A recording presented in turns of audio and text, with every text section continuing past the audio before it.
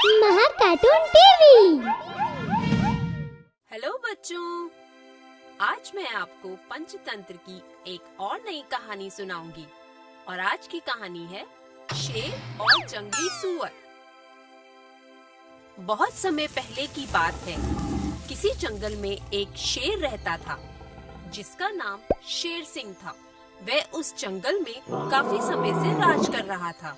शेर की प्रजा उससे बहुत खुश थी। काफी समय तक सब ऐसे ही चलता रहा।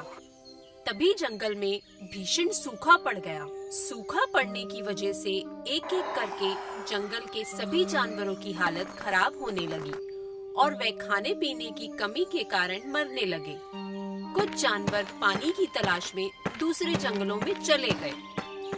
शेर सिंह बहुत समय तक जंगल में पानी की तलाश में भटकता रहा। पानी न मिलने के कारण शेर सिंह की हालत खराब होने लगी। काफी देर तक चलने के बाद शेर सिंह को एक तालाब नजर आया। शेर सिंह की खुशी का ठिकाना नहीं रहा। शेर सिंह तेजी से तालाब की तरफ दौड़ा। शेर सिंह ने देखा कि तालाब में पानी बहुत कम है। तभी वहाँ एक जंगली सूअर आ धमका और पानी पीने के लिए तालाब की तरफ लपका। वह पप्पू सूअर था। पप्पू सूअर भी शेर सिंह की ही तरह पानी की तलाश में किसी दूसरे जंगल से भटकता हुआ वहाँ पहुँचा था। पप्पू सूअर पानी पीने ही वाला था कि शेर सिंह बोला, ठहरो, मैं बहुत प्यासा हूँ और दूसरे जंगल से आया हूँ, इसलिए पहले पानी मुझे पीने दो। पप्पू सूअर ने शेर सिंह की बात सुनकर जवाब दिया, मैं भी बहुत प्यासा हूँ और किसी और जंगल से भटकते हुए यहाँ आया हूँ। क्योंकि मैं यहाँ पहले पहुँचा हूँ तो पानी तो केवल मैं ही पीऊंगा। दुष्ट जानवर, क्या तुझे पता नहीं मैं जंगल का राजा हूँ। किसका जंगल? कौन सा राजा? मेरा कोई राजा नहीं। यह पानी तो सिर्फ मैं ही पीऊंगा।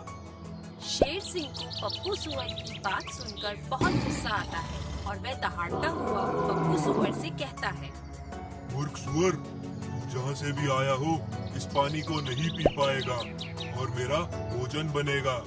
वैसे भी मैंने बहुत दिनों से शिकार नहीं किया है, तुझे मारने में बहुत मजा आएगा। पप्पू सूअर को शेर सिंह की धमकी का कोई असर नहीं पड़ता और वह हंसता हुआ जवाब देता है,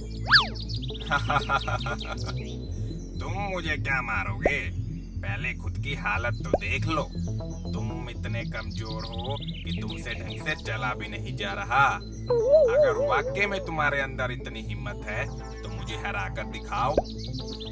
यह सुनते ही शेर सिंह पप्पू सूअर पर झपट पड़ता है और दोनों लड़ना शुरू कर देते हैं। क्योंकि पप्पू सूअर सेहतमंद था और शेर सिंह खाना पानी न मिलने के कारण कमजोर हो गया था, वह शेर सिंह का डट कर सामना करता है।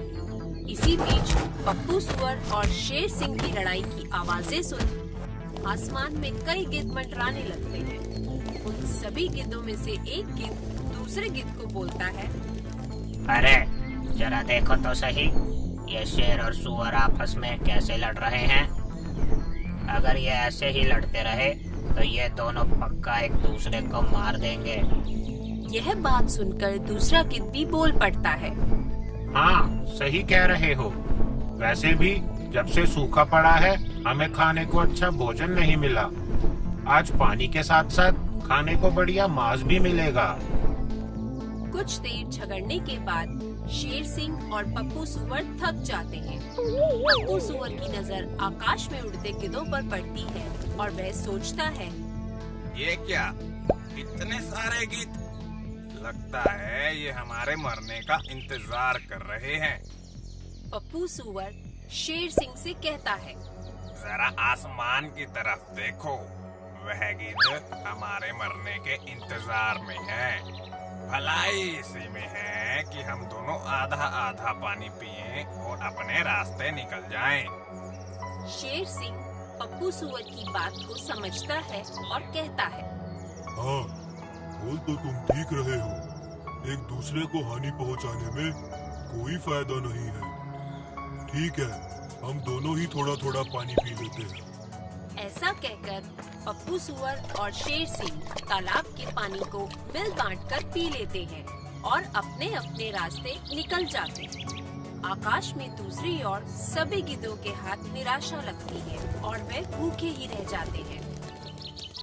तो बच्चों, इस कहानी से हमें ये शिक्षा मिलती है कि दो की लड़ाई में फायदा हमेशा तीसरे का होता है। इसलिए ऐसे मौकों पर सदैव समझदारी दिखानी चाहिए। अगर आपको हमारे वीडियोस पसंद आ रहे हों तो इन्हें लाइक करें, चैनल सब्सक्राइब करें और हमारे कार्टून शो सबसे पहले देखने के लिए बेल आइकन दबाना ना भूलें।